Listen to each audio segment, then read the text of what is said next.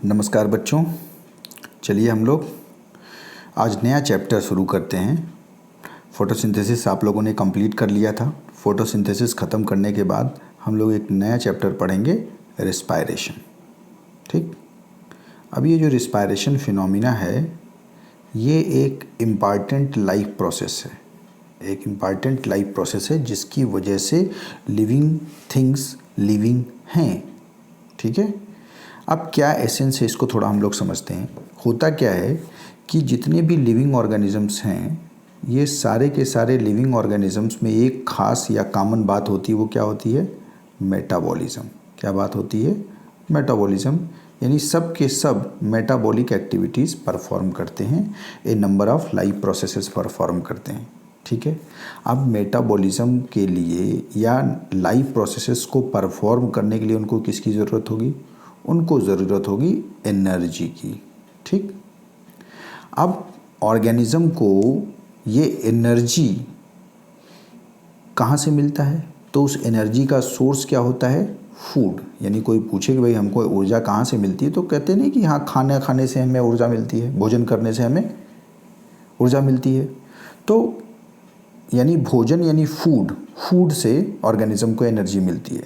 लेकिन फूड से एनर्जी कब मिलती है, ये भी खास बात है कि फूड से ऑर्गेनिज्म को एनर्जी कब मिलती। क्या फूड को इनगल्फ कर लेने से या भोजन को खा लेने से ही सिर्फ आपको ऊर्जा मिलती है? नहीं, बिल्कुल नहीं। भोजन का जब तक हम ऑक्सीडेशन नहीं करेंगे तब तक एनर्जी नहीं मिलेगी। तो फूड का जो ऑक्सीडेशन होता है उसी ऑक्सीडेशन के लिए हम टर्म यूज़ करते हैं रिस्पायरेशन। यानी आप कह सकते हैं कि रिस्पायरेशन वो फिनोमिना है जिससे ऑर्गेनिजम्स को एनर्जी मिलती है, जिससे कि वो अपनी मेटाबॉलिक एक्टिविटीज़ या लाइफ प्रोसेसेस को परफॉर्म कर सके। ठीक है, ये तो एक बात हुई। लेकिन अब आप कहोगे सर ये एक तरफ आप कह रहे हो न्यूट्रिशन से भी हमें एनर्जी मिलती है, यानी भोजन से ऊर्जा मिलती है, और फिर कह रहे हो रिस्पायरेशन। तो भाई एक बात समझो, इसका एक एग्जांपल आपको मैं देना चाहूँगा कि हमारे शरीर के लिए फूड का रोल बिल्कुल वैसे ही है जैसे किसी व्हीकल में, किसी भी व्हीकल में फ्यूल का रोल है। बस यही समझ लो, आप कोरिलेट कर लो कि किसी व्हीकल में जो रोल फ्यूल का है वही हमारे बॉडी में, ऑर्गेनिज्म के बॉडी में किसका रोल है? फूड का। ये कोरिलेशन आप समझिए। यानी हम भोजन जो कर रहे हैं उस भोजन से ही हमको, हमारे बॉडी को एनर्जी मिलती है। बिल्कुल सही है। कोई भी व्हीकल या कोई भी गाड़ी है, चाहे वो पेट्रोल कार हो गई, डीजल कार हो गई, बाइक हो गई, तो वो कोई भी व्हीकल चलती किससे है? पेट्रोल से या डीजल से, फ्यूल से चलती है। कोई डाउट है? तो सब लोग समझ रहे हो।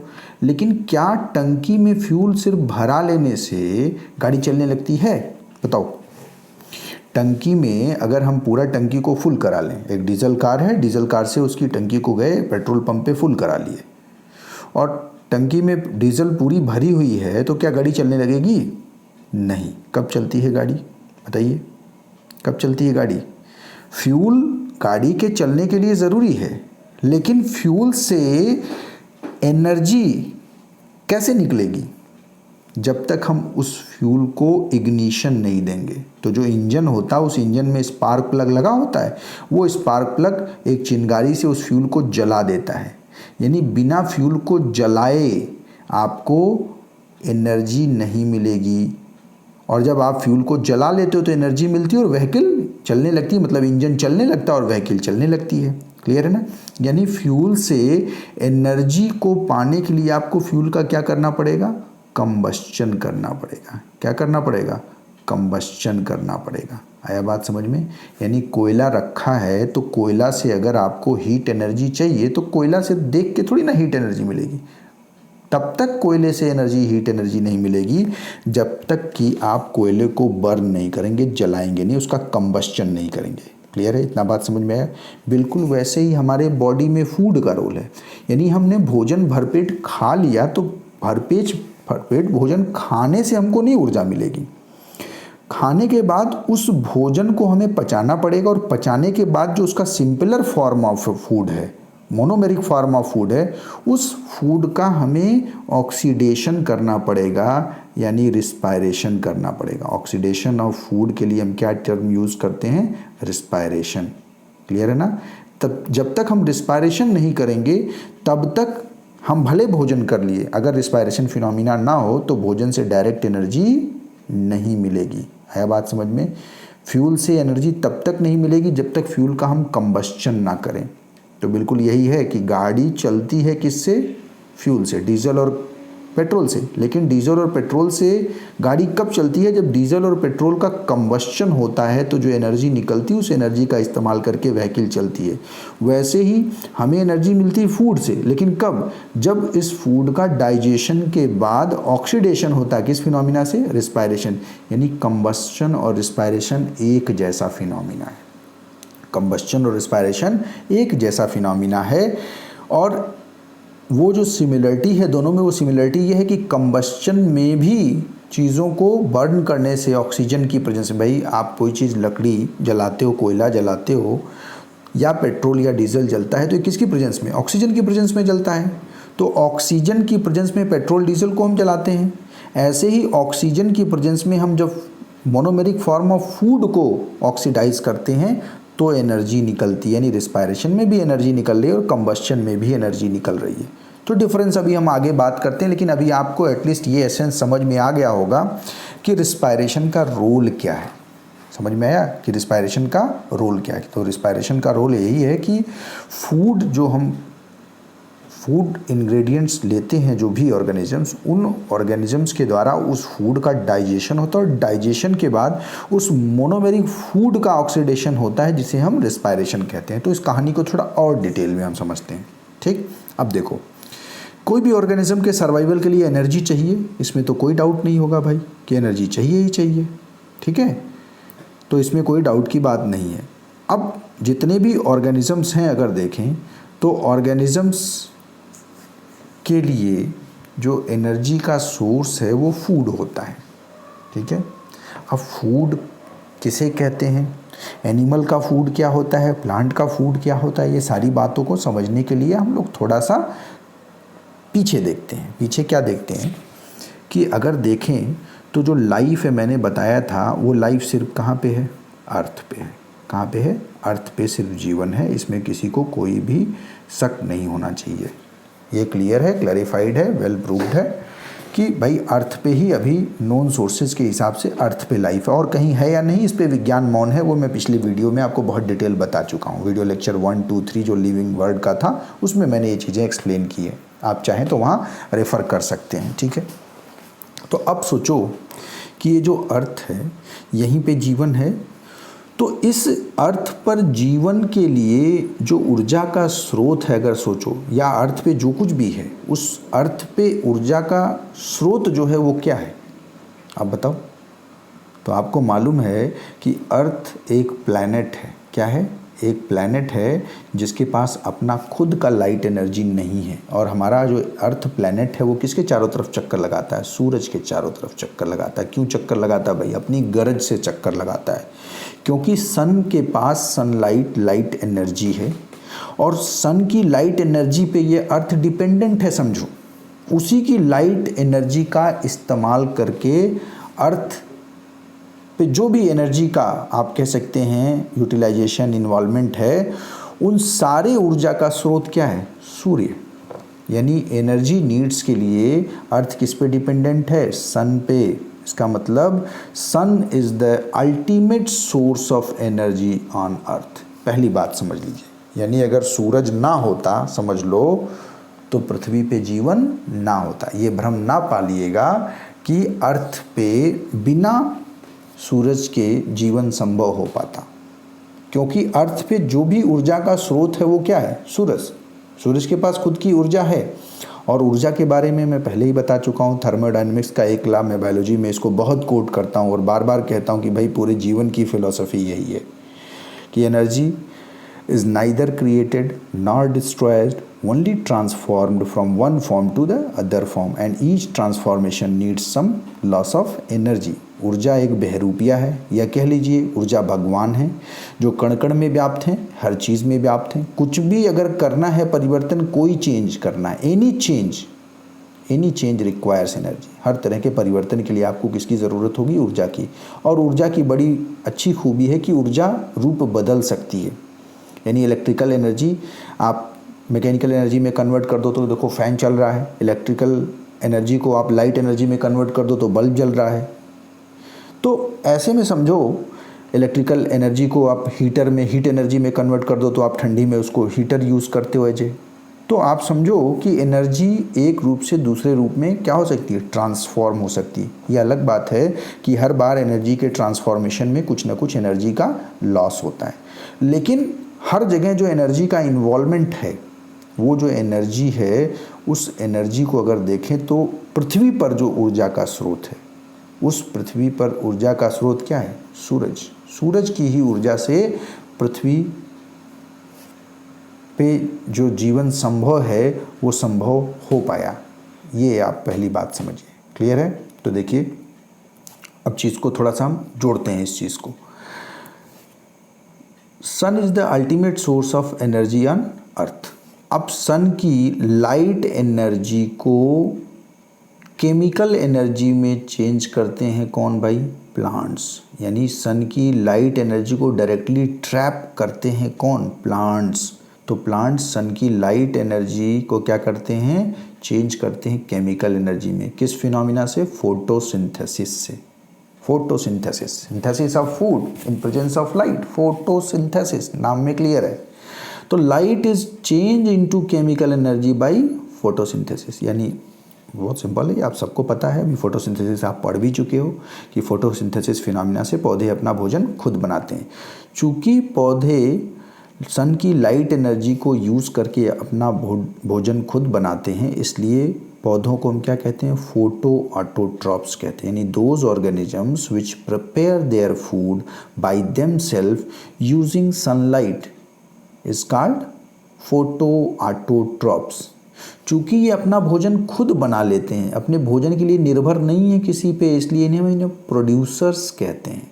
क्योंकि ये स्वयं अपना भोजन तो बनाते ही हैं, साथ साथ दूसरों के भोजन के रूप में इस्तेमाल होते हैं, इसलिए हम इन्हें प्रोड्यूसर्स भी कहते हैं। यानी इन्हीं प्लांट्स को एज ए फूड कौन इस्तेमाल करते हैं? एनिमल्स यूज़ करते हैं। इन्हीं प्लांट्स को एज ए फूड कौन यूज़ करते हैं? एनिमल्स यूज़ करते हैं। जो कैसा मोड ऑफ न्यूट्रिशन शो करते हैं? Heterotrophic mode of nutrition show करते हैं। क्लियर है ना? तो हेट्रोट्रॉफिक मोड ऑफ न्यूट्रिशन क्या है? Those organisms which cannot prepare their food by themselves and dependent on some other organism for their food requirement is called heterotrophs। जो heterotrophs हैं ये जनरली फूड के लिए किस पे डिपेंडेंट होते हैं? ऑटोट्रॉप्स पे डिपेंडेंट होते हैं। किस पे डिपेंडेंट होते हैं? ऑटोट्रॉप्स पे। और ऑटोट्रॉप्स अपनी एनर्जी के लिए किस पे डिपेंडेंट है? देखो सन पे, सनलाइट पे। क्लियर है ना? यानी sun is the ultimate source of energy on earth. इसमें कोई शक? इतना तो समझ में आ गया कि सन की लाइट एनर्जी को केमिकल एनर्जी में कन्वर्ट किया किसने? प्लांट ने। फिर प्लांट को एज ए फूड यूज़ किया, कंज्यूम किया किसने? एनिमल ने। क्लियर है? तो जो सन की एनर्जी थी वही तो एनिमल में भी पहुंची। ये अलग बात है कि डायरेक्ट उस सन की लाइट एनर्जी को एनिमल्स डायरेक्ट ट्रैप नहीं कर रहे हैं, उनको एक सहारे, एक माध्यम की ज़रूरत है, और माध्यम क्या है? प्लांट्स। लेकिन अगर सन ना होता तो फोटोसिंथेसिस ना होता, फोटो ऑटोट्रॉफ्स ना होते, प्लांट्स ना होते, और अगर प्लांट्स ना होते तो एनिमल्स पॉसिबल नहीं थे, क्योंकि एनिमल्स डायरेक्टली या इनडायरेक्टली अपने फूड रिक्वायरमेंट के लिए किस पे निर्भर होते हैं? प्लांट्स पे निर्भर होते हैं। इतना बात में कोई डाउट? अब चलिए इसी कहानी को थोड़ा और कनेक्ट करने की कोशिश करते हैं। अब देखिए जो प्लांट्स फोटोसिंथेसिस के द्वारा भोजन बनाते हैं, एक्चुअली वो भोजन क्या बनाते हैं? आप फोटोसिंथेसिस में पढ़ चुके हैं, ग्लूकोज बनाते हैं ना, ऑक्सीजन। आप देखो, आपने फोटोसिंथेसिस की डिफिनीशन पढ़ा है। What is photosynthesis? Green plants prepare their food by themselves using simple inorganic compound carbon dioxide and water in presence of sunlight and chlorophyll. Clear है? तो कार्बन डाइऑक्साइड और वाटर को सनलाइट और chlorophyll की presence में glucose में convert करना ही क्या कहलाता है? फोटोसिंथेसिस, जिसमें oxygen as a byproduct निकलता है। तो मेन प्रोडक्ट क्या है? ग्लूकोज, जो फोटोसिंथेसिस में बन रहा है, देखो बन रहा है ना। तो ये जो ग्लूकोज पौधा अपने भोजन के रूप में बनाता है, एक्चुअली इसी ग्लूकोज को इस्तेमाल करके पौधे का जितना इस डेवलपमेंट ग्रोथ दिखता है आपको कि भाई पौधा जो छोटा सा एक पौधा एक बीज से अंकुरित होने के बाद निकला एक विशालकाय वृक्ष बन जाता है, तो उस विशालकाय वृक्ष बनने में जो इतना ज़बरदस्त उसमें ग्रोथ दिखता है आपको, उस ग्रोथ में कहीं ना कहीं फूड न्यूट्रिएंट्स की ज़रूरत है। तो सोचो, भोजन की ज़रूरत है। तो पौधे जो अपना भोजन बना रहे हैं स्वयं फोटोसिंथेसिस फिनोमिना से, उस फिनोमिना में कौन सा भोजन बना रहे हैं? ग्लूकोज बनाते हैं। तो इसी ग्लूकोज का इस्तेमाल करके प्लांट बायोमास का फॉर्मेशन होता है। यानी प्लांट का जो भी आप देख रहे हैं स्ट्रक्चरल डेवलपमेंट, प्लांट बायोमास में डेवलपमेंट, वो सब इसी ग्लूकोज को किसी न किसी बायोकेमिकल प्रोसेस से, कन्वर्जन से, जो भी कंपोनेंट्स हैं प्लांट बायोमास के, वो किसी न किसी तरीके से बनते हैं। एक बात ये समझिए, यानी प्लांट बायोमास का मोस्ट ऑफ द कंपोनेंट जो है वो ग्लूकोज के ट्रांसफॉर्मेशन से किसी न किसी रूप में बनता है, क्योंकि ग्लूकोज ही मेन फूड का सोर्स है। एक बात समझो, ग्लूकोज चाहे डायरेक्टली इन्वॉल्व होगा चाहे इनडायरेक्टली इन्वॉल्व होगा, लेकिन कहीं ना कहीं ग्लूकोज इन्वॉल्व होगा, क्योंकि ग्लूकोज ही वो फूड है जिसकी वजह से प्लांट सरवाइव कर रहे हैं और वो ग्लूकोज पौधे खुद बना ले रहे हैं। तो इस ग्लूकोज को as a food directly use करेंगे प्लांट, करेंगे कि नहीं करेंगे? करेंगे ना। और कुछ ग्लूकोज प्लांट बायोमास बनाने में कंज्यूम हो जाएगा, खर्च हो जाएगा। तो अब ये जो प्लांट बायोमास, एक छोटा सा पौधा एक बड़े वृक्ष में कन्वर्ट हो गया, ये जो प्लांट बायोमास है ये कॉम्प्लेक्स फॉर्म ऑफ फूड में कन्वर्ट हो जाता है। सिंपल ग्लूकोज फॉर्म में ही नहीं रहता है, ये ग्लूकोज दूसरे और आप कह सकते हैं ऑर्गेनिक मटेरियल, बायोलॉजिकल मटेरियल में कन्वर्ट हो जाता है। अब इस प्लांट बायोमास को कौन खाता है एज ए फूड? एनिमल्स के लिए भोजन का काम करता है प्लांट बायोमास। अब एनिमल जब इस भोजन को खाता है, प्लांट बायोमास को खाता है, तो एज इट इज़ उस प्लांट बायोमास, चूँकि plant biomass complex form of food है ना, तो उसको एज इट इज़ इस्तेमाल नहीं कर पाता रिस्पायरेशन में, क्योंकि रिस्पायरेशन में जब भी इस्तेमाल होगा तो क्या इस्तेमाल होगा? ग्लूकोज का इस्तेमाल होगा, मोनोमेरिक फॉर्म ऑफ फूड का इस्तेमाल होगा। इसलिए एनिमल इस कॉम्प्लेक्स फॉर्म ऑफ फूड को पहले उसका डाइजेशन करता है। क्या करता है? डाइजेशन। यानी डाइजेशन क्या है? Breakdown of complexer form of food into their monomeric form और simpler form is called digestion. तो इस डाइजेशन में देखिए क्या हो रहा है, जो ये फूड फॉर एनिमल था, ये फूड फॉर एनिमल क्या था? प्लांट बायोमास, जो कि कॉम्प्लेक्स फूड था, ये कॉम्प्लेक्स फूड किस में कन्वर्ट हो रहा है? सिंपल मोनोमेरिक फॉर्म में। किस में कन्वर्ट होता है? सिंपल मोनोमेरिक फॉर्म में कन्वर्ट होता है। और सिंपल मोनोमेरिक फॉर्म में जो कन्वर्जन हुआ, उसी मोनोमेरिक फॉर्म का इस्तेमाल करके एनिमल बायोमास बनता है, यानी एनिमल का बॉडी ऑर्गेनाइजेशन बनता है, स्ट्रक्चरल आप कह सकते हैं डेवलपमेंट होता है। ठीक है, यानी कहीं ना कहीं पौधे अपना भोजन खुद बनाए, जो बनाए भोजन वो था ग्लूकोज।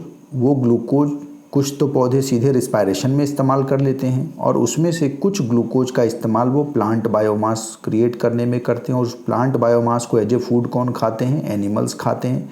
एनिमल्स उस फूड को डाइजेस्ट करते हैं। डाइजेस्ट करने के बाद जो मोनोमेरिक फॉर्म ऑफ फूड है, उस मोनोमेरिक फॉर्म ऑफ फूड का इस्तेमाल करके एनिमल अपना बायोमास यानी एनिमल बायोमास बनाता है। भाई एनिमल्स का भी तो ग्रोथ डेवलपमेंट होता है, तो एनिमल बायोमास का प्रोडक्शन होता है। और उसके अलावा कुछ फूड डाइजेशन के बाद जो मोनोमेरिक फॉर्म ऑफ फूड है, उस फूड में से कुछ फूड का इस्तेमाल रिस्पायरेशन में होता है। कहाँ होता है? रिस्पायरेशन में होता है। क्लियर है? तो अब देखिए रिस्पायरेशन क्या है। रिस्पायरेशन, ये जो यहाँ ग्लूकोज था, भाई प्लांट में देखो कोई डाइजेशन जैसा फिनोमिना नहीं होता। क्यों? क्योंकि प्लांट में ग्लूकोज ही बनता है डायरेक्ट। और ग्लूकोज क्या है? ग्लूकोज खुद में एक मोनोमेरिक फॉर्म है। क्या है? एक मोनोमेरिक फॉर्म ऑफ फूड है। मोनोमेरिक फूड है, सिंपलर फॉर्म ऑफ फूड है।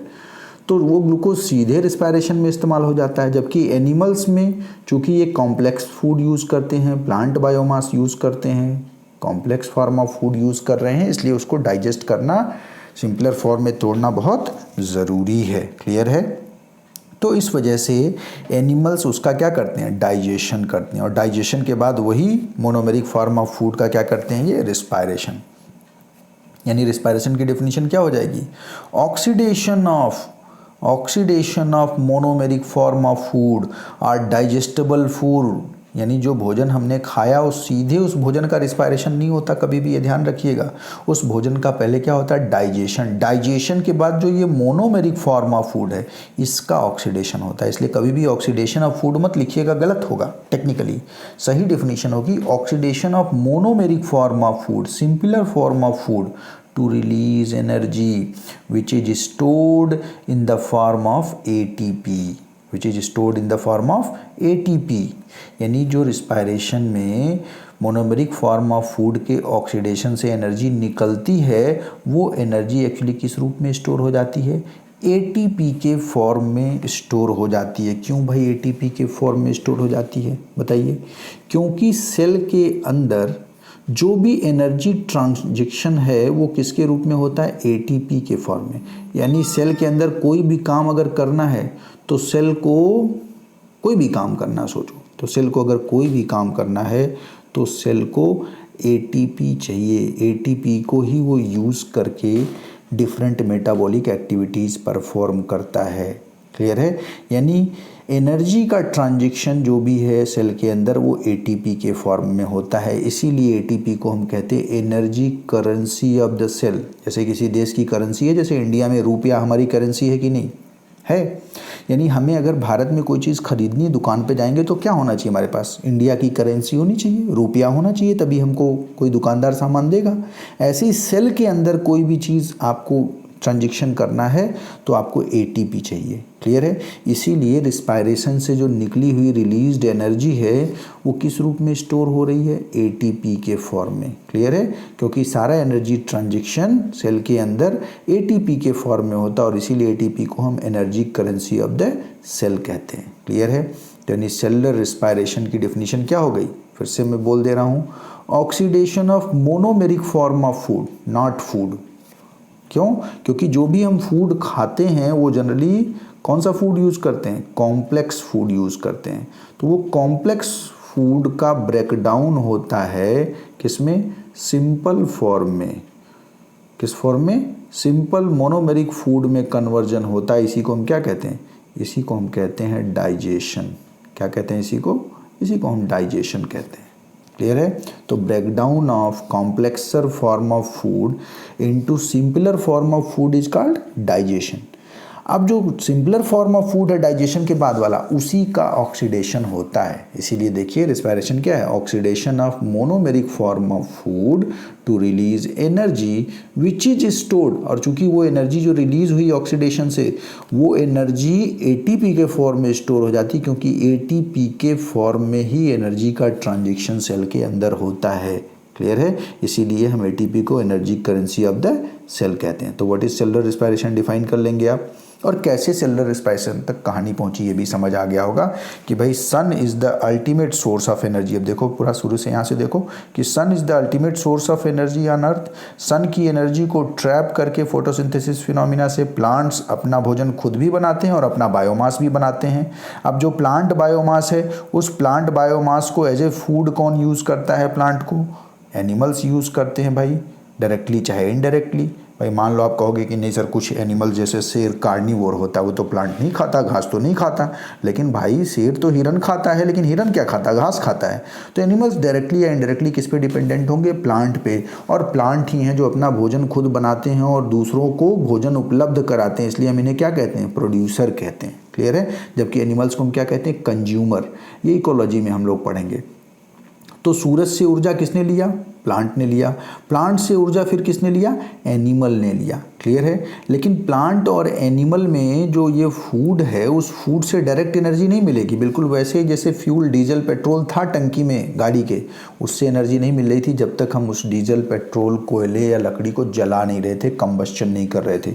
वैसे ही जो फूड है एनिमल में चाहे प्लांट में, इससे डायरेक्ट एनर्जी तब तक नहीं मिलेगी जब तक हम इस फूड का ऑक्सीडेशन ना करें। क्लियर है, तो रिस्पायरेशन क्या हो गया, oxidation of monomeric form of food. मैं बार बार इस पे फोकस कर रहा हूँ, मोनोमेरिक फॉर्म पे, ठीक है। Digestible form of food, monomeric form of food, absorbable form of food to release energy.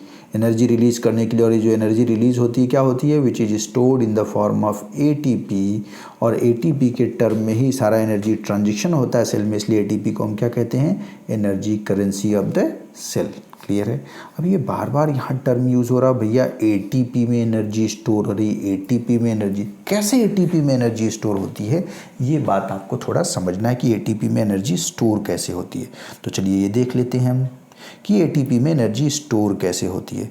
देखिए एटीपी में जो एनर्जी स्टोर होती है, ये जो आपको डायग्राम आपके सामने दिख रहा है, ये एक हाइपोथेटिकल डायग्राम है, ठीक है। ये आपको किसी बुक में नहीं दिखागा, ये मैंने आपको समझाने के लिए एक मैनिपुलेटेड डायग्राम बनाया है, जिससे आपको हालांकि पूरी तरह से समझ में आ जाएगा कि कैसे एटीपी के फॉर्म में एनर्जी स्टोर होती है। तो चलिए इसको समझने की कोशिश करते हैं। ये देखिए, ये हो गया आपका एडिनोसिन, इसको मैंने रिप्रेजेंट किया एडिनोसिन, ए मतलब एडिनोसिन हो गया। अब इस एडिनोसिन पे अगर एक फॉस्फेट ग्रुप देखिए जुड़ा, तो हम इसे क्या कहते हैं, एएमपी, यानी एडिनोसिन मोनोफॉस्फेट। कोई डाउट नहीं होना चाहिए इसमें, यानी एडिनोसिन मोनोफॉस्फेट कब कह रहे हैं, जब एक एडिनोसिन मॉलिक्यूल से एक फॉस्फेट ग्रुप जुड़ता है तो उसी को हम बोलते हैं एडिनोसिन मोनोफॉस्फेट। अब सोचो इस एडिनोसिन में एक फॉस्फेट जुड़ गया, दूसरा एक और फॉस्फेट ग्रुप अगर यहाँ जुड़ना चाहता है, तो इस फॉस्फेट ग्रुप को जोड़ने के लिए किसकी ज़रूरत पड़ेगी, एनर्जी की ज़रूरत पड़ेगी। किसकी ज़रूरत पड़ेगी, एनर्जी की। मान लो ये एनर्जी E1 का इस्तेमाल करके ये एक IP यानी फॉस्फेट ग्रुप अगर एडिनोसिन मोनोफॉस्फेट में जुड़ जाए, ये इसमें जुड़ जाए, तो देखो दो फॉस्फेट ग्रुप जुड़ गया, तो बन क्या गया, एडिनोसिन दो फॉस्फेट के लिए डाइफॉस्फेट, यानी एडिनोसिन डाइफॉस्फेट बन गया। क्या बन गया, एडिनोसिन डाइफॉस्फेट। अब इस एडिनोसिन डाइफॉस्फेट में एक फॉस्फेट ग्रुप देखो आप और जोड़ना चाह रहे हो, एक फॉस्फेट ग्रुप और जोड़ना चाह रहे हो, तो अब की बार आपको ये बात समझना होगा कि अब की बार इस फॉस्फेट ग्रुप को यहाँ जोड़ने में बड़ी दिक्कत होगी, मशक्कत करनी पड़ेगी, ज़्यादा एनर्जी की ज़रूरत पड़ेगी। भाई ये मोनोफॉस्फेट में जब एक फॉस्फेट जोड़ना था तो कम एनर्जी E1 चाहिए थी, अब की जो यहाँ एनर्जी E2 हमें चाहिए, जो इस एडिनोसिन डाइफॉस्फेट में एक फॉस्फेट ग्रुप को जोड़ेगा, वो ज़्यादा एनर्जी चाहिए। क्यों, वो बिल्कुल ऐसे समझ सकते हो कि भाई दो फॉस्फेट ऑलरेडी जुड़ चुका है, यानी दो ये फॉस्फेट जो है ये अपना कह सकते हो कि बॉन्ड शेयर कर चुका है। अब वो एक और फॉस्फेट ग्रुप आकर के शेयरिंग करे इलेक्ट्रॉन्स की, बॉन्ड का फॉर्मेशन करे, वो नहीं चाहेगा, इसलिए ये फॉस्फेट ग्रुप इस फॉस्फेट ग्रुप में आसानी से नहीं जुड़ पाता है। बिल्कुल वैसे ही देखो कि जैसे मान लो ये कोई मैग्नेट है, ये इसका साउथ पोल है, और ये एक दूसरा मैग्नेट है, ये भी इसका साउथ पोल है, तो दोनों मैग्नेट को अगर एक पास ले आओगे तो क्या करेगा, रिपेल करेगा, एक दूसरे से दूर भागेगा। भागेगा कि नहीं भागेगा। लेकिन अगर आप इसमें ताकत लगा दो, यहाँ से एनर्जी लगा दो, ऐसे यहाँ से क्या लगा दो, एनर्जी लगा दो, तो क्या होगा, ये जो आपके दो मैग्नेट्स हैं, आप सोचो कि अगर एनर्जी लगा दिए तो ये जो आपके दो मैग्नेट हैं ये ऐसे पास पास आ गए, एक तरह से समझो उनके बीच बॉन्ड बन गया ना, देखो बॉन्ड बन गया। क्यों, क्योंकि हमने यहाँ से एक एनर्जी लगाई और यहाँ से एक एनर्जी, एक फोर्स लगाया, तो ये दोनों आपस में जुड़ गए। लेकिन सोचो कि ये जो बॉन्ड है, ये जो मैंने बीच में बनाया है, ये देखो, ये अगर बॉन्ड जैसे ही टूटे, मतलब यहाँ से जो ये फोर्स की वजह से, यानी कह सकते हो कि ये एनर्जी यहाँ क्या हो गई, कंजर्व हो गई। क्या हो गई, ये एनर्जी कंजर्व हो गई। और जैसे ही ये जो बॉन्ड है, जो जिसकी वजह से ये दोनों जुड़ा है, ये बॉन्ड अगर टूटे तो ये फिर से साउथ पोल क्या होगा, दूर भाग जाएगा, एक दूसरे से भाग जाएगा कि नहीं भाग जाएगा। यानी जब ये बॉन्ड बना, ये देखो जुड़ा, तो यहाँ ये एनर्जी इसमें कंजर्व हुई। क्या हुई, एनर्जी कंजर्व हुई। जब ये बॉन्ड टूटा, ब्रेक हुआ, जब दूर हुआ एक दूसरे से, तो जो एनर्जी यहाँ कंजर्व हुई थी, तो जो एनर्जी यहाँ कंजर्व हुई थी, वही एनर्जी क्या हो गई, यहाँ रिलीज हो गई। यहाँ क्या हो गई, रिलीज हो गई वही एनर्जी। यही बात आपको समझना है यहाँ पे, कि यहाँ देखिए क्या हो रहा है कि ये फॉस्फेट ग्रुप, एडिनोसिन डाइफॉस्फेट में ये फॉस्फेट ग्रुप जोड़ने के लिए जो एनर्जी चाहिए E2, ये E2 एनर्जी ही क्या होता है, एनर्जी रिलीज्ड ड्यूरिंग रिस्पायरेशन। यानी यही एनर्जी क्या है, रिस्पायरेशन में निकली हुई एनर्जी है। तो रिस्पायरेशन में जो एनर्जी निकलती है उसी को हम E2 कह रहे हैं, और ये E2 यानी एनर्जी E2 की मदद से ये एक फॉस्फेट ग्रुप इस डाईफॉस्फेट के 2 फॉस्फेट से जुड़ के क्या बना लेता है, एडिनोसिन ट्राईफॉस्फेट। क्या बना लेता है, एडिनोसिन ट्राईफॉस्फेट। यानी आप कह सकते हो, कोई पूछे कि भाई एडिनोसिन ट्राईफॉस्फेट में जो एनर्जी ये E2 कंजर्व हो रही, किस रूप में कंजर्व हो रही है, इन the form of high energy phosphate bond. ये जो फॉस्फेट ग्रुप के बीच ये जो बॉन्ड बन गया तीसरा वाला, यही हाई एनर्जी फॉस्फेट बॉन्ड बना, उसी हाई एनर्जी फॉस्फेट बॉन्ड के फॉर्म में एनर्जी क्या हो गई, E2 कंजर्व हो गई ना कंजर्व। अब ये जो डाईफॉस्फेट से ट्राईफॉस्फेट बना, तीसरे फॉस्फेट के बीच जो एनर्जी है, अगर ये बॉन्ड टूटे वापस तो जो एनर्जी कंजर्व हुई थी वही एनर्जी रिलीज भी तो होगी भाई। बस ये अलग बात है कि जो कंजर्व हुई, मान लो 10 यूनिट एनर्जी कंजर्व हुई, तो जब रिलीज होगी तो 8 या 7 होगी, क्योंकि जब एनर्जी का ट्रांसफॉर्मेशन होगा तो कुछ ना कुछ लॉस होगा, 100% ट्रांसफॉर्मेशन नहीं होगा। क्लियर है। यानी अगर यहाँ से मान लो 10 लिया एनर्जी, तो जो ट्रांसफॉर्मेशन के बाद एनर्जी निकलेगी वो 7 या 8 निकलेगी, 100% नहीं निकलेगी। ठीक। तो यानी ADP से जब IP जुड़ा तो ये E2 एनर्जी कंजर्व हुई इसमें, और यही E2 एनर्जी क्या है, एनर्जी रिलीज्ड ड्यूरिंग रिस्पायरेशन।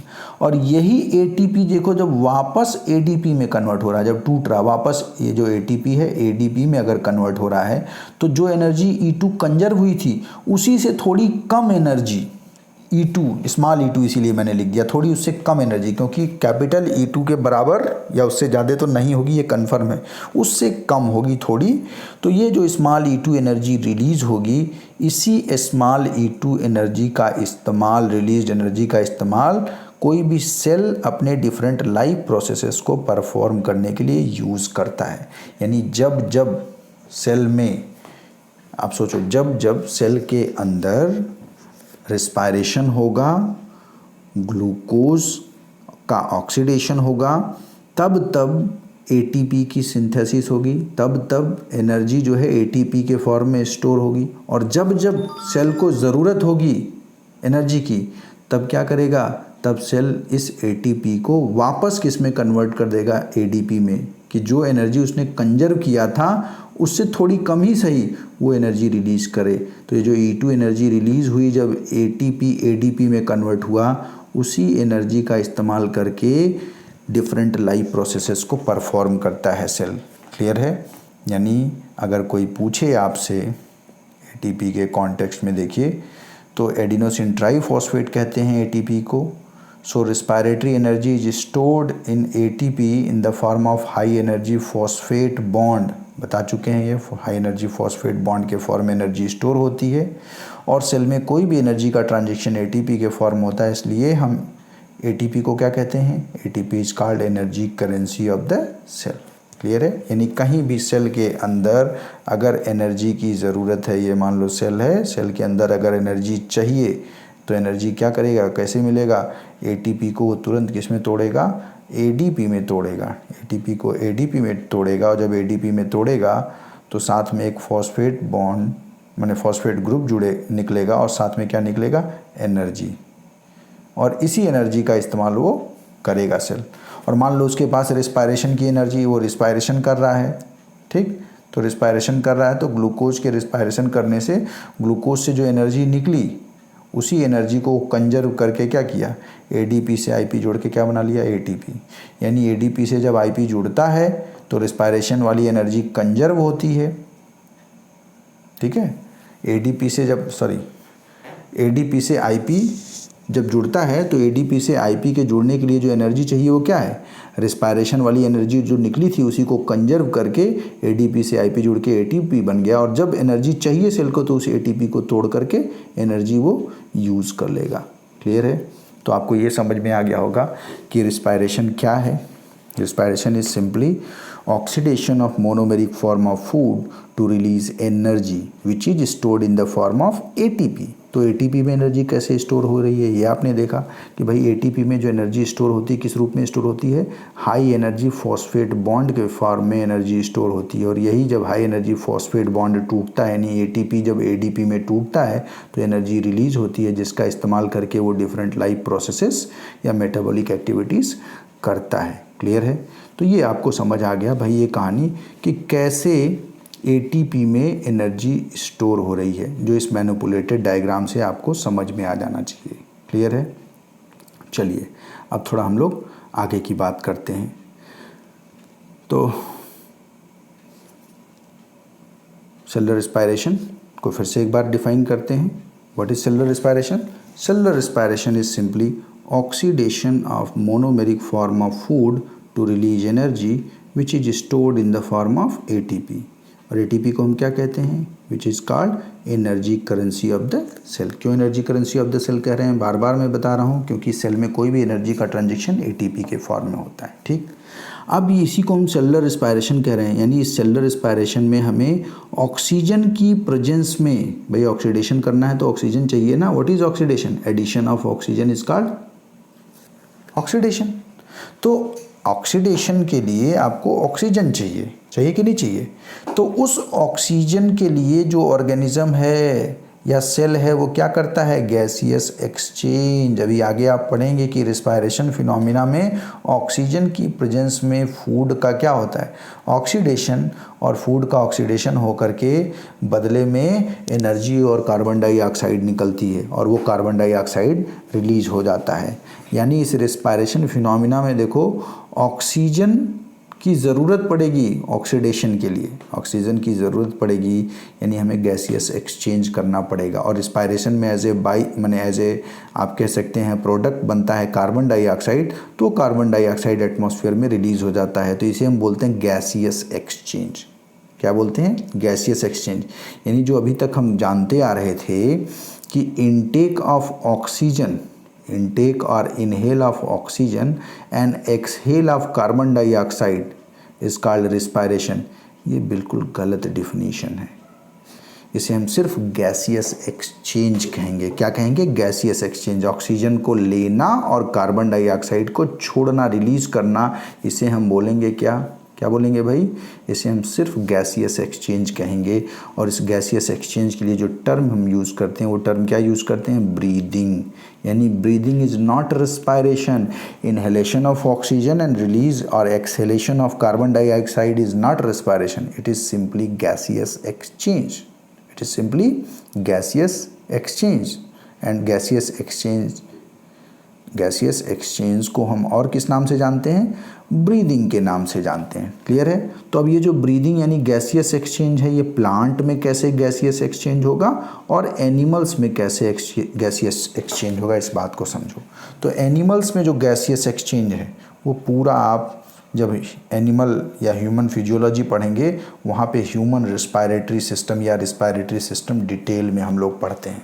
तो यहाँ हमारा कंसर्न नहीं है, इसे हम नहीं पढ़ेंगे, जूलॉजी वाले सेक्शन में पढ़ेंगे। ठीक है? बॉटनी पे हम यहाँ फोकस कर रहे हैं, सेलुलर रिस्पायरेशन की बात कर रहे हैं, तो हम बात कर लें थोड़ा सा ब्रीदिंग इन प्लांट्स की। क्या बात कर लें? ब्रीदिंग इन प्लांट्स की बात कर लें। तो एक बात समझिएगा कि जो सेलुलर रिस्पायरेशन है वो सेलुलर रिस्पायरेशन आपका एनिमल में भी होगा और वही सेलुलर रिस्पायरेशन आपका प्लांट में भी होगा। दोनों में सेलुलर रिस्पायरेशन कॉमन है क्योंकि प्लांट में भी सेल है और एनिमल में भी सेल है।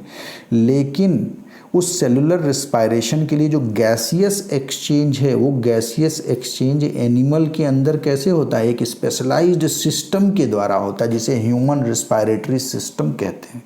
जबकि प्लांट्स में वो गैसियस एक्सचेंज बड़े आसानी से हो जाता है। प्लांट में कोई रिस्पायरेटरी सिस्टम, कोई लंग या कोई अलग से मैकेनिज्म नहीं होता है। क्यों?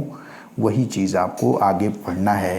यानी हम लोग फोकस करेंगे ब्रीदिंग इन प्लांट्स में कि प्लांट्स में ब्रीदिंग कैसे होती है, इस चीज़ को समझें। एनिमल्स में ब्रीदिंग को ह्यूमन रिस्पायरेटरी सिस्टम में डिटेल हम लोग पढ़ेंगे। तो अभी हम लोग प्लांट पे फोकस करते हैं कि प्लांट में ब्रीदिंग कैसे होती है। हालांकि प्लांट्स में गैसियस एक्सचेंज जो ब्रीदिंग है वो बहुत सिंपलर तरीके से होती है, उसके लिए कोई भारी भरकम एनिमल में रिस्पायरेटरी सिस्टम जैसा कोई सिस्टम ज़रूरत नहीं होता है। प्लांट में बहुत सिंपलर फॉर्म में ब्रीदिंग या गैसियस एक्सचेंज एक्सचेंज प्लांट्स में होता है।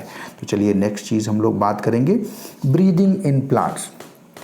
ब्रीदिंग इन प्लांट्स यानी प्लांट्स में जो ब्रीदिंग है वो एनिमल के कंपैरिजन में बड़ा आसान है। प्लांट में बहुत आसान ब्रीदिंग होती है, जबकि एनिमल में ब्रीदिंग के लिए एक पूरा सिस्टम, रेस्पिरेटरी सिस्टम पढ़ते हैं हम लोग, पढ़ते के लिए पढ़ते हैं। तो अब कैसे एनिमल रेस्पिरेटरी सिस्टम से या एनिमल ब्रीदिंग से प्लांट ब्रीदिंग अलग है, उस चीज़ को समझते हैं हम लोग। ठीक है, तो कुछ पॉइंट मैं पढ़ रहा हूँ। Unlike animals, plants have no specialised organ for gaseous exchange. यानी एनिमल्स के तरीके से, जैसे एनिमल्स में गैसियस एक्सचेंज के लिए हम कहाँ से सांस लेते हैं, नॉस्ट्रिल, नाक से लेते हैं, फिर वो ट्रैकिया से होती है, कहाँ पहुँचता है, लंग्स में पहुँचता है। लेकिन प्लांट में क्या ऐसा कोई सिस्टम है जिससे वो ले रहा है और एक अंदर जा कर के प्रॉपर लंग्स जैसा कोई स्ट्रक्चर है जहाँ उसका इस्तेमाल कर रहा है? ऐसा कोई स्पेशलाइज स्ट्रक्चर प्लांट में नहीं होता है। प्लांट में सिर्फ जो गैसियस एक्सचेंज होता है वो किसके थ्रू होता है? Through stomata. They have stomata in leaves and lenticel in stem. Lenticel ये जो बार्क है उसमें लेंटिसेल पाया जाता है, उसके थ्रू पौधे गैसियस एक्सचेंज करते हैं। यानी पत्तियों में स्टोमेटा के थ्रू और स्टेम में लेंटिसेल के द्वारा पौधे गैसियस एक्सचेंज करते हैं। क्लियर है? ना कि पौधों में गैसियस एक्सचेंज या ब्रीदिंग के लिए कोई भारी भरकम पूरा रेस्पिरेटरी सिस्टम जैसा स्ट्रक्चर पाया जाता है, ऐसा कुछ भी नहीं होता है। सिंपलर स्ट्रक्चर स्टोमेटा और लेंटिसेल ही गैसियस एक्सचेंज में मदद करते हैं। क्लियर है? एक बात तो अब मन में एक ख्याल आ सकता है कि what is stomata, what is lenticel. ठीक है, तो what is stomata, what is lenticel अगर देखो तो देखो लेंटिसेल और स्टोमेटा वैसे एनाटॉमी वाले सेक्शन में पढ़ते हैं हम लोग, लेकिन अब चूंकि यहाँ टर्म आया है तो समझ लो क्या होता है स्टोमेटा और लेंटिसेल। स्टोमेटा देखो क्या होता है, माइक्रोस्कोपिक पोर, ये देख रहे हो स्टोमेटल अपर्चर। माइक्रोस्कोपिक पोर, ये जो माइक्रोस्कोपिक पोर है mainly distributed on leaf which are generally made up of specialised epidermal tissue. ये देखो किडनी या बीन शेप्ड जो स्ट्रक्चर दिख रहा है देखो सेल का, जिसे हम बोलते हैं गार्ड सेल। क्या बोलते हैं? Guard cell. क्लियर है? तो जनरली देखो स्टोमेटा या स्टोमेटल अपर्चर किससे बन रहा है? गार्ड सेल की कवरिंग से। यानी ये देखो ये ऐसे बीन शेप्ड या किडनी शेप्ड जो गार्ड सेल है, ये गार्ड सेल सराउंड किया तो जो बीच में खाली जगह है इसी को हम पोर या स्टोमेटल अपर्चर कहते हैं। है बात समझ में? और इस गार्ड सेल को फर्दर जो सराउंड करे ये नॉर्मल एपिडर्मल सेल, उसे हम बोलते हैं सब्सिडियरी सेल। ये देखो सब्सिडियरी सेल, गार्ड सेल, ये जो गार्ड सेल है इसको जो ये सराउंड कर रहा है ये क्या हो गया? Subsidiary cell. क्लियर है? तो स्टोमेटा क्या है भाई? माइक्रोस्कोपिक पोर। एनाटॉमी वाले में डिटेल है, फिर से यहाँ लेकिन पढ़ रहे हैं तो जान लीजिए। Microscopic pore mainly distributed on leaf of plants which help in gaseous exchange. Clear है? वहीं लेंटिसेल्स क्या होते हैं समझो। लेंटिसेल्स स्टेम पे पाए जाते हैं। आपने देखा होगा जब पेड़ होते हैं तो उस पेड़ की जो छालें होती है ऐसे कटी छटी होती है, बिल्कुल ऊपर ऐसे डिसेक्टेड कटी फटी होती है ना। तो ये जो कटी फटी छाल होती है, बार्क होती है एक्चुअली, इस कटे फटे बार्क की ओपनिंग को ही हम क्या कहते हैं? यही कटा फटा जो बार्क की ओपनिंग है उसी को हम बोलते हैं लेंटिसेल। गलत जगह जगह जो ये कटा फटा हिस्सा है, ये देखो कटा फटा हिस्सा है, उसी को हम बोलते हैं क्या? लेंटिसेल। और ये लेंटिसेल किस में मदद करता है? स्टेम वाले रीजन में। मान लो अंदर से ये गैसियस एक्सचेंज होना है, ठीक है, तो उसमें ये लेंटिसेल मदद करते हैं, जो क्या होते हैं? ओपनिंग होते हैं ऑन बार्क और ऑन स्टेम। क्लियर है? तो ये देखो जनरली जो लेंटिसेल्स होते हैं, जो ये ओपनिंग्स होती हैं, ये ओपनिंग्स लेंटिसेल्स आप कभी देखो तो ओल्डर आप कह सकते हैं स्टेम में पाया जाता है। कभी जो यंग स्टेम है उस पर कोई आप छाल नहीं देखोगे, उसमें कोई डिसेक्टेड पार्ट नहीं देखोगे शुरुआती दौर में। जब पौधा मैच्योर हो जाता है, बड़ा हो जाता है, तब उसमें रप्चरिंग या लेंटिसेल्स का फॉर्मेशन होता है। तो इन जनरल डाइकॉट प्लांट्स में पाया जाता है। वुडी ट्रीज में लेंटिसेल्स फ्रिक्वेंटली पाया जा रहा है, जिसमें देखो सेकेंडरी ग्रोथ के दौरान जब पौधे में तना मोटा होता है तब बहुत दिनों बाद उसमें आप देखिए तो बार्क का फॉर्मेशन है, यानी लेटर स्टेज में बनता है, इनिशियल स्टेज में नहीं बनता है। तो ये जो बार्क का फॉर्मेशन हो रहा है उसमें एक्चुअली कुछ मेरिस्टेमेटिक टिश्यूज़ होती हैं जिसे हम कहते हैं फेलोजन। ये फेलोजन बाहर की तरफ फेल्लेम बनाती है और अंदर की तरफ फेलोडर्म बनाती हैं, और फेल्लेम, फेलोजन और फेलोडर्म को मिला के हम क्या बोलते हैं, पेरीडर्म। ये सब एनाटॉमी में हम लोग पढ़ेंगे। तो ये जो आप फेलोजन देख रहे हो ये मेरिस्टेमेटिक टिश्यू है। क्या है? मेरिस्टेमेटिक टिश्यू मतलब डिवाइडिंग टिश्यू, और ये डिवाइड करके बाहर जो बनाती है एक नए तरह की टिश्यूज फेल्लेम बनाती है और अंदर क्या बनाती है, फेलोडर्म। क्लियर है? और इसी में कुछ ये देखो ऊपर ये कुछ कॉम्पैक्ट सेल्स हैं, ये सब देखो कॉम्पैक्ट सेल्स हैं, ये सब कॉम्पैक्ट सेल्स हैं ना, ये सब कॉम्पैक्ट सेल्स हैं। और कुछ देखो ये लूजली अरेंज सेल, दूर दूर वाले सेल हैं, लूजली अरेंज सेल्स हैं। इन लूजली अरेंज सेल्स को हम क्या कहते हैं, कॉम्प्लीमेंट्री सेल कहते हैं, जो जस्ट बिलो लेंटिसेल होता है। ये बीच में देखो ढेर सारा गैप है। इस गैप का फ़ायदा क्या है? इस गैप का फ़ायदा है कि इन्हीं गैप्स के थ्रू गैसियस एक्सचेंज होता है। देखो जो ये बीच में खाली जगह, इन्हीं खाली जगहों के थ्रू गैसियस एक्सचेंज होता है, और उस गैसियस एक्सचेंज में इन जनरल ऑक्सीजन अंदर आता है और कार्बन डाइऑक्साइड बाहर जाता है। तो लेंटिसेल और स्टोमेटा के थ्रू पौधे गैसियस एक्सचेंज यानी ब्रीदिंग करते हैं। यानी जो काम हमारा नाक कर रहा है पौधे में, वो काम कौन कर रहा है? स्टोमेटा और लेंटिसेल कर रहा है। क्लियर? इतना बात समझ में आ गया? तो चलो अब आप देखो कि ये स्पेशलाइज जो स्ट्रक्चर है गैसियस एक्सचेंज कर रहे हैं, उस गैसियस एक्सचेंज में कोई और सिस्टम नहीं है। बस यही दो चीज़ आपको जानना था, स्टोमेटा और लेंटिसेल। यानी पौधों में जो रिस्पायरेटरी सिस्टम है वो बड़ा सिंपल है, कुछ अलग से कोई आर्गन की ज़रूरत नहीं है। क्लियर है? तो उसी चीज़ को चलिए हम लोग थोड़ा सा डिटेल करते हैं। ठीक, नेक्स्ट पॉइंट देखिए। even if respiratory organ are not present in them but they still easily perform respiration। पौधों में कोई रिस्पायरेटरी आर्गन नहीं होता है, कोई रिस्पायरेटरी सिस्टम लंग्स जैसा नहीं है, फिर भी वो इजली रिस्पायरेशन करते हैं। क्यों? वाई? बिकॉज ये कारण पूछता है, ये आपके एनसीईआरटी में भी दिया है कि भाई पौधों में एनिमल जैसा कोई रिस्पायरेटरी सिस्टम नहीं है, फिर भी पौधे बहुत आसानी से रिस्पायरेशन करते हैं, बहुत इजीली रिस्पायरेशन करते हैं। क्यों? तो उसका पहला कारण देखिए, why? Because each plant part take care of its own gaseous exchange. यानी पौधे में देखो तो रूट, स्टेम, लीफ, ये जो डिफरेंट पार्ट्स हैं, ये सारे पार्ट्स अपने खुद के गैसियस एक्सचेंज के लिए रिस्पॉन्सिबल होते हैं। यानी स्टेम में स्टेम रीजन में हो जाएगा गैसियस एक्सचेंज, लीफ में लीफ वाले रीजन में गैसियस एक्सचेंज हो जाएगा, इस वाले बेस रीजन में बेस पे हो जाएगा गैसियस एक्सचेंज। यानी उसके हर हिस्से में डायरेक्ट गैसियस एक्सचेंज होता है। उसमें ऐसा कुछ नहीं है कि गैसियस एक्सचेंज के लिए हमारे शरीर में जैसे सिर्फ एक हिस्सा है जहाँ से गैस हमारे शरीर के अंदर जाता है, वो नॉस्ट्रिल। पौधे में ऐसा नहीं है। पौधे में मल्टीपल प्लेसेस हैं। यानी पूरी जितनी पत्तियाँ हैं पौधे की, सारी पत्तियों में हज़ारों लाखों की संख्या में स्टोमेटा होता है, उस स्टोमेटा के थ्रू हो रहा है। जो पौधे की स्टेम है, उस स्टेम में ढेर सारे लेंटिसेल्स होते हैं, उन लेंटिसेल्स के थ्रू हो रहा है ना, तो माध्यम से हो रहा है, ये बात समझिए। तो पौधे में थ्रू आउट जो सरफेस है, वो हर सरफेस अपने गैसियस एक्सचेंज का ख्याल खुद रखता है। तो each part take care of its own gaseous exchange, so there is very little transport of gases from one place to other place, या from one part to other part. यानी पौधे के एक हिस्से से दूसरे हिस्से में ऐसा नहीं कि गैस यहाँ एब्जॉर्ब हुआ, यहाँ से फिर चल के ये ऊपर पहुँचा, या गैस यहाँ ऊपर एब्जॉर्ब हुआ, ऊपर से चल के नीचे पहुँचा, ऐसा कुछ नहीं है। इसमें बहुत ज़्यादा कोई ट्रांसपोर्टेशन की ज़रूरत नहीं होती है, क्योंकि लीफ में लीफ वाले एरिया में गैस का एक्सचेंज हो गया और स्टेम में लेंटिसेल के द्वारा गैस का एक्सचेंज हो गया। क्लियर है? दूसरा पॉइंट देखिए, रेट ऑफ रेस्पायरेशन जो प्लांट्स में है वो बड़ा धीरे होता है, क्योंकि प्लांट्स देखो मूवमेंट और लोकोमोशन नहीं शो करते हैं, तो उनकी एनर्जी रिक्वायरमेंट भी बहुत ज़्यादा नहीं होती है। ठीक है? तो देखिए, rate of respiration is very slow than animals, so they need very little gaseous exchange. इसलिए उनको ज़्यादा गैसियस एक्सचेंज करने की ज़रूरत ही नहीं है। कि है ज़रूरत?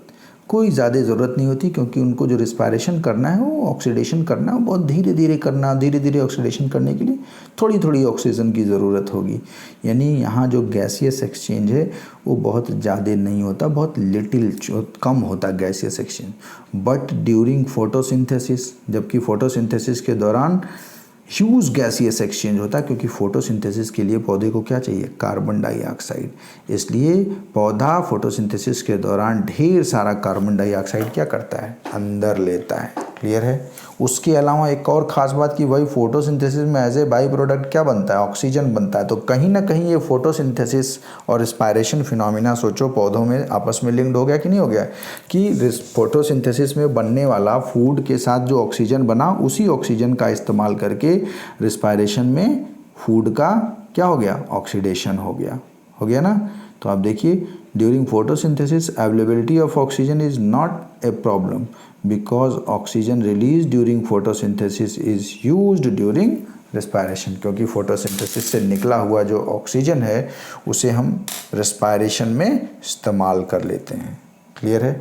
तो इस तरह से आपने देखा कि जो प्लांट्स हैं उन प्लांट्स में गैसियस एक्सचेंज के लिए कोई अलग से मैकेनिज्म नहीं होता है, कोई अलग से रेस्पिरेटरी सिस्टम नहीं होता, और दूसरे बड़ा सिंपल होता है प्लांट्स में गैसियस एक्सचेंज या ब्रीदिंग। क्लियर है। यानी प्लांट्स ब्रीदिंग या गैसियस एक्सचेंज किसके थ्रू करते हैं, स्टोमेटा के थ्रू लीव्स में करते हैं और लेंटिसेल के थ्रू स्टेम में करते हैं। क्लियर है। और उसके अलावा भी उनकी नीड भी गैसियस एक्सचेंज की बड़ी कम होती है क्योंकि रिस्पायरेशन का रेट भी पौधों में बहुत धीरे होता है। क्लियर है। इतना बात समझ गए आप। चलिए अब नेक्स्ट हम लोग बात करते हैं सेलुलर रिस्पायरेशन की डेफिनेशन और उसकी डिफरेंट आप कह सकते हैं सेलुलर रिस्पायरेशन के बेसिक कैरेक्टर्स की बात कर लेते हैं। ठीक है। तो चलिए अभी जो मैंने वही बताया था उसको थोड़ा सा जल्दी से पढ़ दे रहा हूँ। We eat food to get energy but how we get energy from food. ये तो एकदम सही है भाई, हम भोजन करते हैं ऊर्जा के, लेकिन भोजन से ऊर्जा कैसे मिलती है। तो आपको भी समझ में आ गया होगा भी मैंने जो पीछे बताया है कि भोजन से ऊर्जा कैसे मिलती है, बाय ऑक्सीडेशन ऑफ फूड, और उसी ऑक्सीडेशन ऑफ फूड को हम क्या कहते हैं, सेलुलर रिस्पायरेशन। तो देखिए कुछ फैक्ट है जो आपको याद रखना। The term respiration was given by Dutrochet, ये याद करना है, इसमें कोई दिमाग नहीं लगाना है। रिस्पायरेशन टर्म किसने दिया था, डट्रोचेट ने दिया था।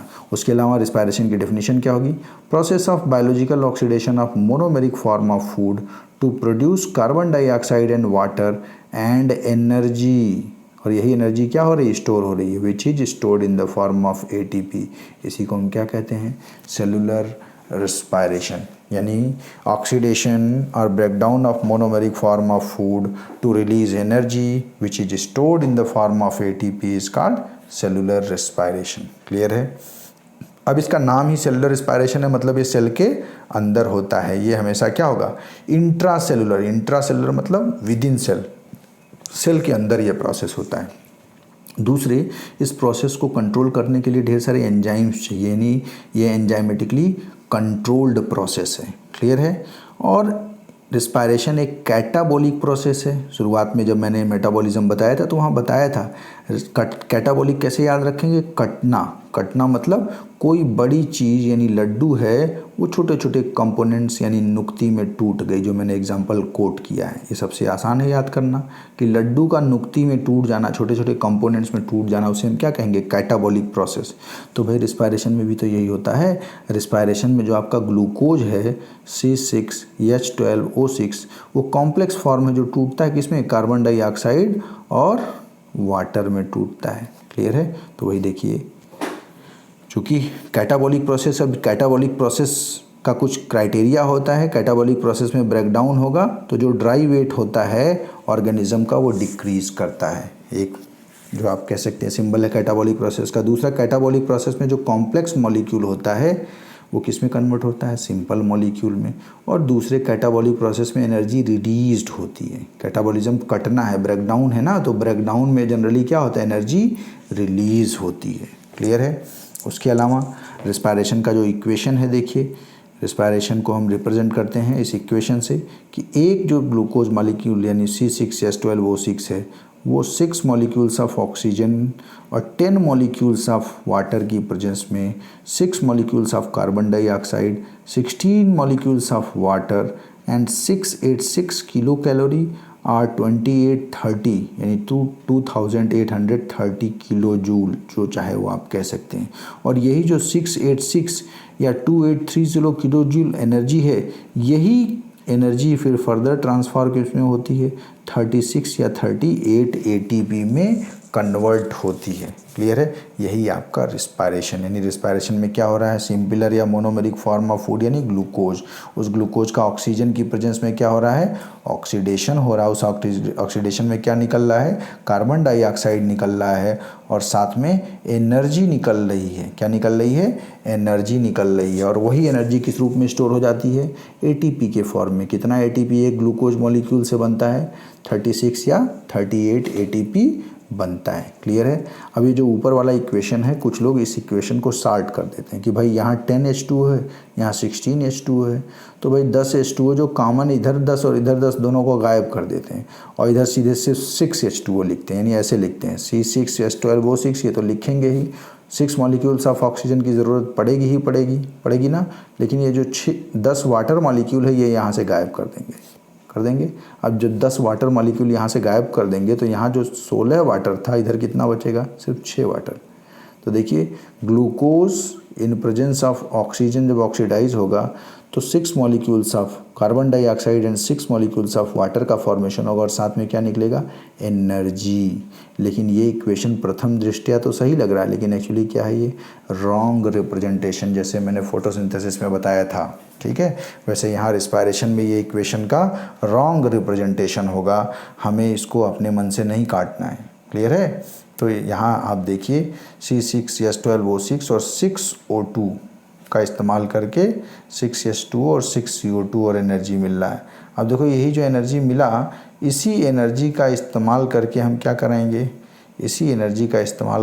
करेंगे, सेलुलर रिस्पायरेशन कराएंगे। क्या कराएंगे, सेलुलर रिस्पायरेशन। आ गया बात समझ में? चलिए नेक्स्ट थोड़ा हम बात कर लेते हैं कंबस्चन और रिस्पायरेशन का कंपैरिजन। अभी मैंने शुरू में ही बताया था, दोनों का डिफरेंस देख लेते हैं, कभी कभी पूछ लेता है लॉजिकल डिफरेंस। तो कंबस्चन मतलब बर्निंग ऑफ एनी फ्यूल और fossil fuel, respiration means oxidation. हालांकि बर्निंग और ऑक्सीडेशन दोनों में किसकी ज़रूरत होती है, ऑक्सीजन की ज़रूरत। तो देखिए कंबस्चन क्या है, फिजियोकेमिकल प्रोसेस और नॉन मेटाबॉलिक प्रोसेस। ये क्या है, कंबस्चन एक नॉन मेटाबॉलिक प्रोसेस या फिजियोकेमिकल प्रोसेस है। जबकि रिस्पायरेशन क्या है, बायोकेमिकल प्रोसेस और measurable process, released energy is stored in the form of ATP. यहाँ जो एनर्जी रिलीज हो रही है किस रूप में स्टोर होती है, इन the form of ATP. Slow multiple steps enzymatic process. ये देखें जो रिस्पायरेशन है ये बड़ा स्लो होता है, धीरे धीरे होता है, मल्टीपल स्टेप इसमें इन्वॉल्व होता है ना, क्रेब्स साइकिल, लिंक रिएक्शन, फिर आपका ग्लाइकोलिसिस, मल्टीपल रिएक्शंस हैं और ये सब आपस में लिंक्ड होते हैं। ठीक है, तो slow multiple steps enzymatic process और मल्टीपल जो है आप कह सकते हैं स्टेप्स जो हो रहे हैं रिस्पायरेशन में, बहुत धीरे धीरे होते हैं। ऐसा नहीं कि बहुत आनंद फानंद बड़ी तेज़ी में रिस्पायरेशन ख़त्म हो जाता है। जैसे बर्निंग, आपने अगर माचिस की तीली लगाया पेट्रोल या डीजल पे तो तुरंत बर्न करके वो ख़त्म कर जाता है। रिस्पायरेशन में ऐसा नहीं होता, क्योंकि रिस्पायरेशन एक बायोकेमिकल प्रोसेस है, बायोलॉजिकल प्रोसेस है, जबकि कंबस्चन एक फिजियोकेमिकल प्रोसेस है। ठीक है, लास्ट पॉइंट देखिए, fast single step non enzymatic process. Generally जो कंबस्चन होता है वो बहुत तेज़ होता है, फास्ट जलता है तो बहुत तेज़ी से जलता है, फास्ट होता है। दूसरे single step non enzymatic process, इसमें कोई भी एंजाइम का इन्वॉल्वमेंट नहीं होता है। क्लियर है? तो ये अंतर है, कंबस्चन में कोई एंजाइम का इन्वॉल्वमेंट नहीं है, रिस्पायरेशन एंजाइम का इन्वॉल्वमेंट है। रिस्पायरेशन लिविंग सिस्टम के अंदर हो रहा है, सेल के अंदर, सेलुलर रिस्पायरेशन, जबकि कंबस्चन जनरली एक एक्सटर्नल प्रोसेस है, एक फिजियोकेमिकल प्रोसेस है जो बाहर हो रहा है। क्लियर है? चलिए, तो कंबस्चन भी आपने समझ लिया, रिस्पायरेशन भी समझ लिया। रिस्पायरेशन में देखो लास्ट पॉइंट, जो रिस्पायरेशन है बड़ा धीरे होता है, स्लो होता है, मल्टीपल स्टेप होता है और एंजाइमेटिक प्रोसेस है। चलिए अब नेक्स्ट हम लोग बात कर लेते हैं रिस्पायरेटरी सबस्ट्रेट। रिस्पायरेटरी सबस्ट्रेट के बेसिस पे रिस्पायरेशन को हम बेसिकली दो कैटेगरी में कैटेगराइज कर सकते हैं। देखिए, रिस्पायरेटरी सबस्ट्रेट या तो कार्बोहाइड्रेट काम करेगा, या तो फैट होगा, या तो ऑर्गेनिक एसिड होगा। अगर रिस्पायरेटरी सबस्ट्रेट के रूप में कार्बोहाइड्रेट, फैट या ऑर्गेनिक एसिड काम करता है तो ऐसे रिस्पायरेशन को हम बोलते हैं फ्लोटिंग रिस्पायरेशन। क्या बोलते हैं? Floating respiration. क्लियर है? कोई डाउट? और ये फ्लोटिंग रेस्पिरेशन का कॉन्सेप्ट किसने दिया था? ब्लैकमैन ने, याद कर लीजिए। इसमें फैक्ट है, कोई मदद नहीं की जा सकती। वहीं जो प्रोटीन है, वो प्रोटीन भी तो कुछ रिजर्व फूड टाइप का कोई चीज़ बनाता है। तो जनरली प्रोटीन का इस्तेमाल एज ए रेस्पिरेटरी सबस्ट्रेट नहीं होता, क्योंकि प्रोटीन स्ट्रक्चरल कंपोनेंट है। क्या है? स्ट्रक्चरल कंपोनेंट, यानी बॉडी या बॉडी पार्ट्स जो हैं वो मेनली प्रोटीन के बनते हैं, है ना। तो ये जो प्रोटीन है ये बेसिकली सिर्फ तब रेस्पिरेटरी सबस्ट्रेट का काम करता है जब फैट या कार्बोहाइड्रेट की अवेलेबिलिटी ना हो, स्टारवेशन, भुखमरी की स्थिति हो, तब सिर्फ ऐसा इस्तेमाल किया जा सकता है। ठीक है, तो protoplasmic respiration occurs in case of starvation. तो प्रोटोप्लाज्मिक रेस्पिरेशन, जो कि प्रोटीन का रेस्पिरेशन हम कहते हैं, उस प्रोटीन का रेस्पिरेशन स्टारवेशन यानी भुखमरी या भोजन की कमी जब होगी तब होगा। क्लियर है? तो ये आपका रेस्पिरेटरी सबस्ट्रेट के बेसिस पे ऑर्गेनिज्म का टाइप हो गया। ऐसे ऑर्गेनिज्म जिसमें कार्बोहाइड्रेट, फैट या ऑर्गेनिक एसिड रेस्पिरेटरी सबस्ट्रेट का काम करता है, उसे हम फ्लोटिंग रेस्पिरेशन कहते हैं। क्या कहते हैं? Floating respiration. क्लियर है? चलिए अब नेक्स्ट हम लोग बात करते हैं फेजेज ऑफ रेस्पिरेशन। अभी रेस्पिरेशन में जो हम लोगों ने देखा कि भैया रेस्पिरेशन में गैसियस एक्सचेंज भी एक फेज है। क्या है? फेज है। और जो सेल रेस्पिरेशन कर रहा है ऑक्सीडेशन, वो भी एक फेज है रेस्पिरेशन का। क्लियर है? तो फेजेज ऑफ रेस्पिरेशन को 3 पार्ट में आप बांट सकते हो: एक्सटर्नल रेस्पिरेशन, टिश्यू रेस्पिरेशन और internal respiration and cellular respiration. ये 3 आप कह सकते हैं पार्ट है। क्लियर है? अब थोड़ा एक एक करके थोड़ा देख लेते हैं हम लोग। जो आपका सेलुलर रेस्पिरेशन है, उस सेलुलर रेस्पिरेशन में देखिए क्या होता है, यही मेन आपका रेस्पिरेशन है जो हम लोग डेफिनेशन में पढ़ते हैं, जहाँ रेस्पिरेटरी सबस्ट्रेट का क्या होता है, oxidation, breakdown to release energy is called cellular respiration. यानी respiratory substrate is oxidise to release energy is called cellular respiration. Clear है? अब इस सेलुलर रेस्पिरेशन के लिए, रेस्पिरेटरी सबस्ट्रेट के ऑक्सीडेशन के लिए आपको क्या चाहिए भाई? सेलुलर रेस्पिरेशन के लिए बताइए जल्दी से। सेलुलर रेस्पिरेशन के लिए क्या चाहिए? सेलुलर रेस्पिरेशन अगर देखें आप, तो सेलुलर रेस्पिरेशन में जो मोनोमेरिक फॉर्म ऑफ फूड है, जो जनरली कार्बोहाइड्रेट या फैट होता है, जिसमें भी सबसे कॉमन है वो कार्बोहाइड्रेट होता है। ठीक है? तो सेलुलर रेस्पिरेशन में उस मोनोमेरिक फॉर्म ऑफ फूड का क्या होता है? ऑक्सीडेशन होता है, और उसके ऑक्सीडेशन से एनर्जी रिलीज होती है। तो what is cellular respiration? Breakdown और oxidation of monomeric form of food is called cellular respiration. और बताइए, सेलुलर रेस्पिरेशन या उसी को सिंपल रेस्पिरेशन भी हम कह सकते हैं।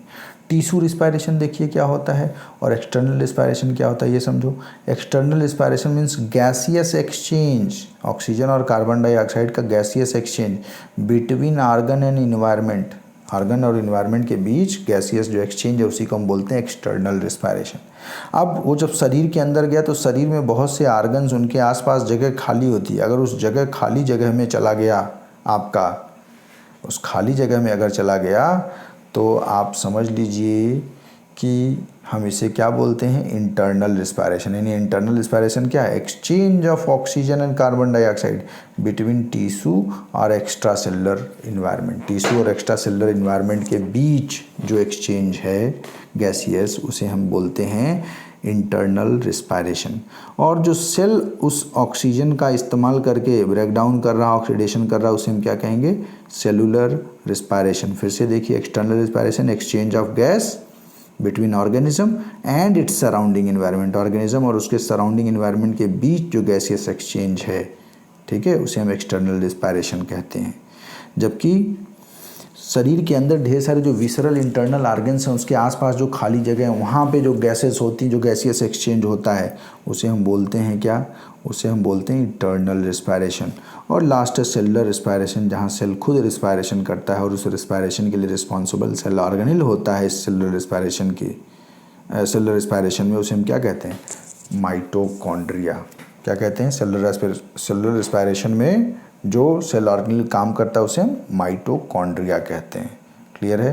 तो ये डिफरेंट फेजेज ऑफ रिस्पायरेशन हो गया, टिश्यू रिस्पायरेशन, एक्सटर्नल रिस्पायरेशन और सेलुलर रिस्पायरेशन, जिसमें हम इस चैप्टर में क्या पढ़ेंगे, सिर्फ सेलुलर रिस्पायरेशन पढ़ेंगे। क्लियर है? हमें यहाँ रिस्पायरेशन में ब्रीदिंग और ये सब चीज़ें नहीं पढ़नी है। ठीक, तो चलिए फेजेज ऑफ रिस्पायरेशन हो गया। इसके बाद नेक्स्ट हम लोग नेक्स्ट चैप्टर में पढ़ेंगे। ठीक है।